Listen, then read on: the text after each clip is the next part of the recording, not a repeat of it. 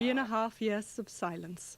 The old Caroline began broadcasting illegally off the coast of Clacton in 1964, and at its peak built up an audience of 30 million before it sank in a storm. The new Caroline will have to compete with at least 50 land-based pirate radio stations, but its backers are confident it'll be as popular as ever. John Underwood reports. The journey out to the new Radio Caroline takes you right past the old Radio Caroline, or what's left of it anyway. The last pirate radio ship sank into silence during a severe gale in 1980.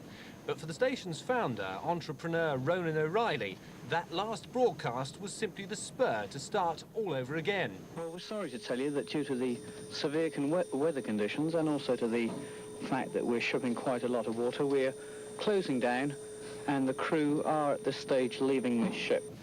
Today, Ronan O'Reilly is back in business, and Radio Caroline has quite literally resurfaced with a new ship anchored in international waters. The radio station will soon be broadcasting from this gigantic 300-foot mast, the tallest aerial ever built on a floating vessel. With the station pumping out rock music at 50,000 watts, Caroline's signal will be as clear as its message. Well, the point behind it, have you listened to the radio in Britain lately? That's the point behind it. We're doing what no one else is doing. We're going to be playing a lot of music and very little chat, which isn't difficult to do, really. What people want to listen in radio isn't there. There is a radio market and a radio feel that isn't there at the moment. I mean, who wants to listen to inane chat? When people spend thousands of pounds, dollars, whatever, making good music with the technical expertise that's available, do you need it broken up with chat? Oh, I certainly don't.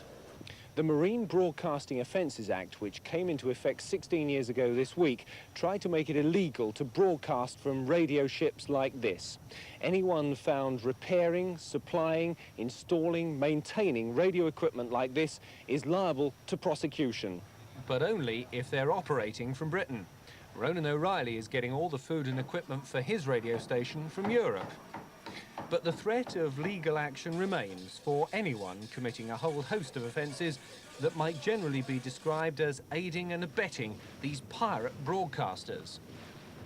You know, we supply from Spain, and, you know, we have international advertising. Our head office is in Los Angeles and New York, and the station is run in strict compliance with all of the local legislations in the various European countries. Now, since the introduction of independent local radio in the UK, of course, people have been able to advertise on British radio. Doesn't that mean that there's less of a need for stations like Radio Caroline? Well, of course, the beauty of Caroline is that it's totally a relationship between this station and the audience, and the audience is the absolute decision maker. And if the audience don't want to listen to us, if nobody wants to listen, then there's no ball game. But, we've never had that problem. You think you can still be profitable? Well, I think we can have an enormous audience. And if you have an enormous audience, there's an enormous number of international advertisers who are very enthusiastic about using us. You're listening to Radio Caroline on 319. The sound of Radio Caroline will be unashamedly of the 60s and early 70s. Its philosophy, they say, will be one of loving awareness.